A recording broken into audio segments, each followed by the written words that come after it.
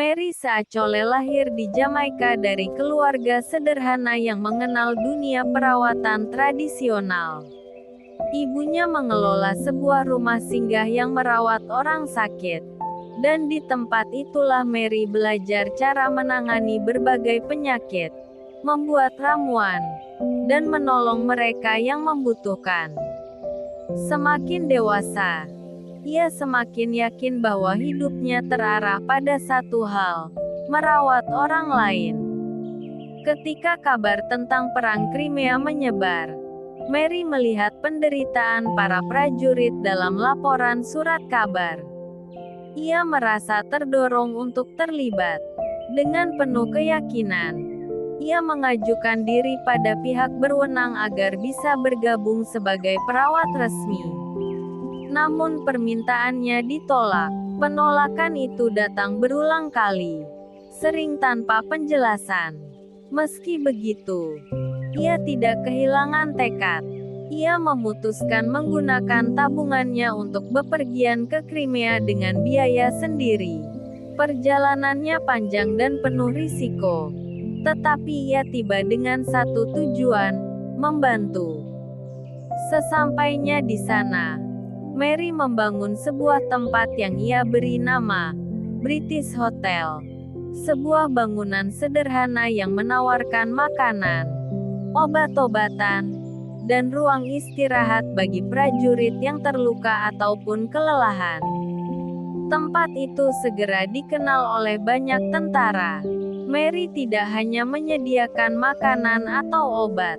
Ia hadir secara pribadi, berbicara dengan mereka yang ketakutan, membalut luka, dan menenangkan mereka yang merindukan rumah.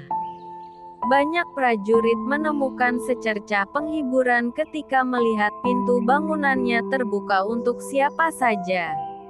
Yang membuat Mary semakin dihormati ialah keberaniannya memasuki area dekat pertempuran. Ketika meriam meledak dan asap memenuhi udara, ia tetap melangkah untuk memberikan pertolongan langsung kepada prajurit yang rubuh di medan perang. Ada masa ketika ia harus bergerak cepat sambil membawa peralatan medis seadanya. Ada pula saat ia menenangkan prajurit yang melewati detik-detik terakhirnya. Walau pengorbanannya besar, Mary tidak mencari sorotan. Ia mengetahui bahwa tindakannya mungkin tidak akan pernah diakui secara resmi. Baginya, setiap nyawa yang terselamatkan dan setiap orang yang merasa dilihat serta dihargai sudah menjadi alasan cukup untuk terus melayani. Ketika perang berakhir, banyak prajurit kembali ke tanah air sambil menceritakan tentang perempuan yang mempertaruhkan hidupnya demi mereka. Kisah Mary akhirnya diangkat ke permukaan, dan ia dikenang sebagai pribadi yang menunjukkan bagaimana belas kasih dapat menggerakkan keberanian yang luar biasa. Ketika melihat perjalanan Mary Saachole, kita belajar bahwa belas kasih sering mendorong seseorang untuk melangkah lebih jauh daripada yang diperkirakan. Ia mengalami penolakan dan hambatan, namun ia tetap memilih berjalan dalam tindakan kasih.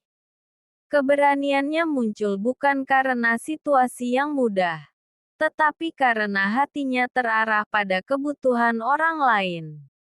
Sikap seperti ini mengingatkan kita bahwa pelayanan sering muncul dari tempat yang sederhana, kemauan untuk hadir dan membantu. Dalam kehidupan sehari-hari, kita pun diundang untuk berjalan dalam ketekunan yang sama. Ada kalanya kita merasa tidak diakui, disepelekan, atau diabaikan. Namun Tuhan melihat setiap langkah kecil yang kita lakukan dengan tulus. Saat kita melayani dengan hati yang terbuka, kita menjadi saluran kasih-Nya. Kita tidak selalu berada di medan perang seperti Mary, tetapi kita bisa menjadi penghiburan bagi seseorang yang lelah, menjadi kekuatan bagi yang terluka, atau menjadi dukungan bagi mereka yang merasa sendirian. Tindakan kecil yang dilakukan dengan cinta sering membawa dampak yang tidak terduga. Janganlah kita jemu-jemu berbuat baik, karena apabila sudah datang waktunya, kita akan menuai. Jika kita tidak menjadi lemah. Galatia 6:9